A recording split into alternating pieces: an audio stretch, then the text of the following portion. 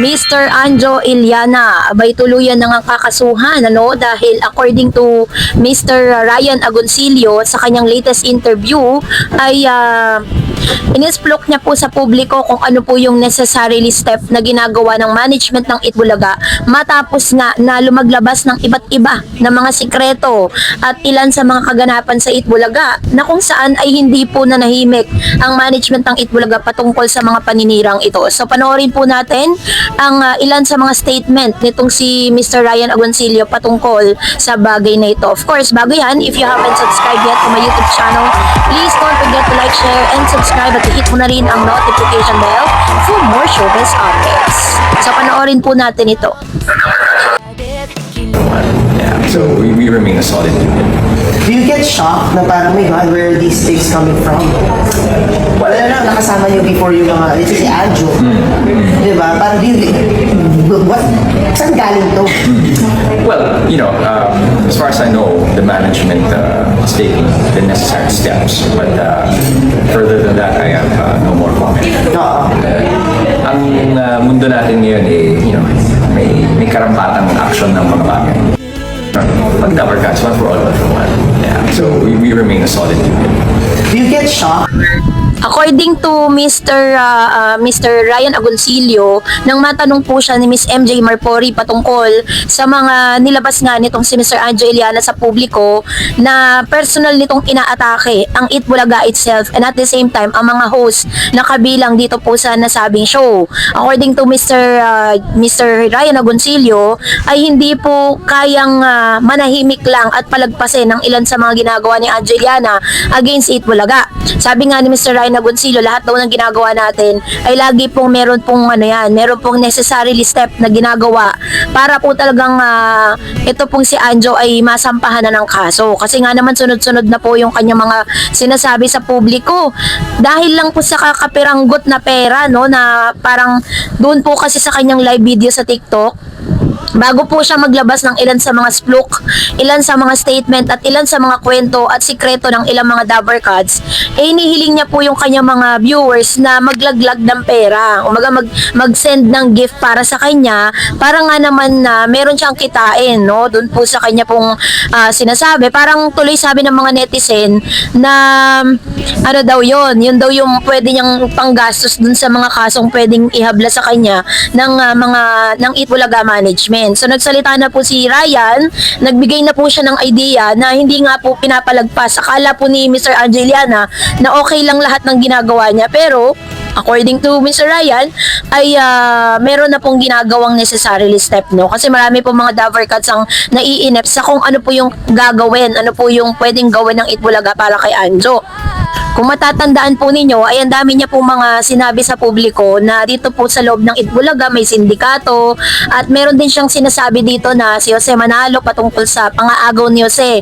Doon po sa napangasawa ni Mr. Jose Manalo na dati niyang naging girlfriend di umano ito ng 1 taon, tapos siniraan daw nito ni Jose Manalo si Anjo Iliana kay Mergine Maranan. Kaya po nag-break sila at napunta kay Jose itong si Mergine na happens to be Jose Manalo's wife ngayon.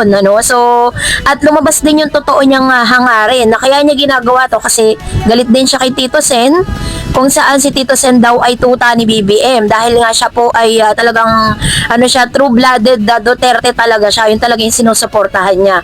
At isa rin sa mga ikinagulat na mga netizen nang sinabi nga ni Mr. Anjo Iliana na balak niyang tumakbo bilang isang senador, kasi sabi po ng mga followers ni Mr. Anjo Iliana sa kanyang TikTok account na tumakbo nga daw na presidente si Anjo, pero sabi naman ni Anjo Iliana na parang hindi niya daw kakayanin maging isang presidente kaya senador na lang. Na agad naman na sinagot ni Alan Kay, na sinabi ni Alan Kay na wag mo nang dagdagan ang sakit ng ulo ng mamamayan, So yun po yung ilan. Pati nga po si Mr. Alan Kay ay hindi rin nakalagpas doon po sa mga sikretong ibinunyag niya sa publiko, kung saan sinabi nito na binuking di umano nitong si Alan Kay si James Yap na dati pong asawa or husband nitong si or parang naging jowa or husband ni Miss Chris Aquino, So natatay po ni Bimbi, So yun po yung kanyang mga inilabas sa publiko. Ngayon, meron din siyang nilabas kay Raisa May, sa Aldab, meron din po siyang inilabas patungkol kay Tony Gonzaga, at mamaya pag-uusapan naman natin ang inilabas niya na patungkol naman kay Miss Pia Guanyo, na talaga namang tataas ang kilay ng lahat dahil may meron pa siyang, may pabitin pa siya, no, dahil parang nagbibigay siya ng hint sa publiko na meron din po siyang alam. At isa sa pinakamalupit na sikretong inilabas nitong si Mr. Anjo Iliana, nang sinabi niya na si Tito Sen di umano ay mayroon pong kabit. Meron daw kabit si Tito Sen, may asawang iba si Tito Sen.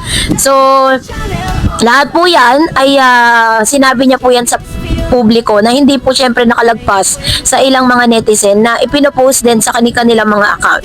So yan lang po yung ilan sa mga masasabi natin na sinasabi nitong si Mr. Angeliana. Kaya naman po, according to Mr. Ryan Agoncillo, ay hindi po nananahimik ang management ng Eat Bulaga. They are taking unnecessarily steps, no, para po talagang tapusin na, no, ito pong ginagawa ni Mr. Anjo Iliana. So ito naman po yung usap-usapan sa isang online site kung saan pinag-usapan si Anjo Iliana na yung balak niyang pagtakbo. Sabi po dito sa Reddit, sa susunod na eleksyon, saan lugar naman kaya tatakbo tong flying candidate na to? Sabi niya, hayop na yan, magnanakaw lang din yan, grabe, walang hiya yan, sabi niya. Sa Davao region naman o kaya naman sa South Cotabato City Province, baka may chance siyang manalo kasi maraming DDS doon. The last time nakakandidato yan sa 4th District ng Kamsur, kaso di nagkasundo yung mag-finance sa kanya. Di na nakapaghain ng COC yan, pinalitan, legit na roots niyan Kamsur talaga. Taga Kamsur talaga siya, Camarines Sur.